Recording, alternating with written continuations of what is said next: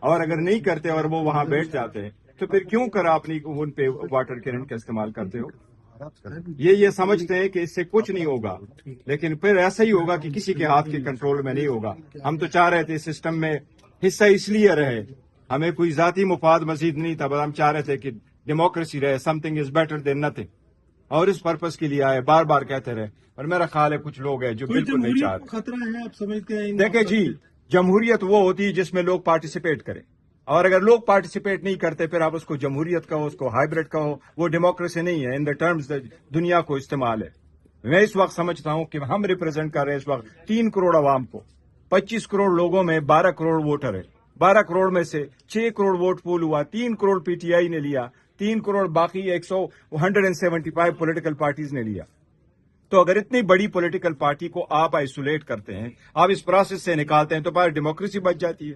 میں نے کل بھی ان کو کہا ہے کہ یہ کاروباری دنیا نہیں ہے، 2 میں سے 1 مائنس کرو تو 1 رہ جائے گا، ہم مائنس ہو گئے تو یہ بھی نہیں رہے گی۔ حکومتی وزراء نے واضح کیا ہے کہ سیاسی معاملات دیکھیں یہ سارا غلط ہے۔ حکومتی وزراء جیسے کہیں، دیکھیں اگر آپ کل دیکھو ایک ریزولوشن پاس ہوئی ہے پروونشل اسمبلی میں، آپ اس مرتبہ پھر ریٹنگ یونٹ کو ایک دوسرے کے خلاف اٹھ کھڑا کر رہے ہو، دبے الفاظوں میں اور نام نہ استعمال کر کے ہوئی۔ آپ پی ٹی آئی پہ کیا بین لگانے جا رہے ہو؟ ابھی تک تو آپ نے سرٹیفکیٹ نہیں دیا، آپ نے تو ابھی ہمارا دستخط ایکسپٹ نہیں کیا، آپ نے ہمارے سینیٹر کو پارٹی میں آنا ایکسپٹ نہیں کیا، آپ نے ہمارے لوکل گورنمنٹ میں ایکسپٹ نہیں کیا، آپ نے ہمارے ریزرو سیٹیں ایکسپٹ نہیں کی۔ بٹ انف از انف، میں آپ کو کہہ رہا ہوں جو انفارمیشن میرے پاس ہے، جتنا میں جانتا ہوں، اگر یہ حالات رہے تو آپ کو مہینے میں بھی حالات آپ کے ہاتھ سے اسپیکر کی جانب سے جو مذاکراتی عمل کو آگے بڑھانے کے لیے انہوں نے یقین دہانی کروائی تھی۔ دیکھیں میں ایک چیز ایک فکر ایڈ کرتا ہوں سر، یہ جو چیئرمین صاحب نے بتایا نا، پھر بھی آپ سوال کرتے ہیں جمہوریت کو کوئی خطرہ ہے؟ جمہوریت گئی ہے سانڈے کا تیل بیچنے۔ اسپیکر صاحب جو اسپیکر جس کی جانب سے مذاکراتی عمل کے لیے انہوں نے کہا تھا یقین دہانی بھی کروائی تھی آپ کی، اس پر کوئی مثبت پیش رفت نہیں آ رہی؟ میں اسپیکر صاحب کے رول کے ہمیشہ سے معترف رہا ہوں، انہوں نے مشکل وقتوں میں اسٹیپ لیے ہوئے ہیں، لیکن دیکھو سم ٹائم ایکسٹراڈنری اسٹیپ لینے پڑتے ہیں۔ بالکل عدلیہ سے اس لیے لوگ مایوس ہوئے ہیں کہ ہم نے عدلیہ کو اس وقت کہا تھا جب الیکشن ہونے تھے 90 ڈیز میں، ہم نے ان کو کہا ایکسٹراڈنری سرکمسٹانسز سے کرو ایکسٹراڈنری، یہ ٹیکنیکلٹی پہ گئے۔ دوبارہ آیا 26ویں ترمیم ہو رہی تھی، پٹیشن لے کے گئے کہ اسٹے کر دو، یہ حالات بانپ لو۔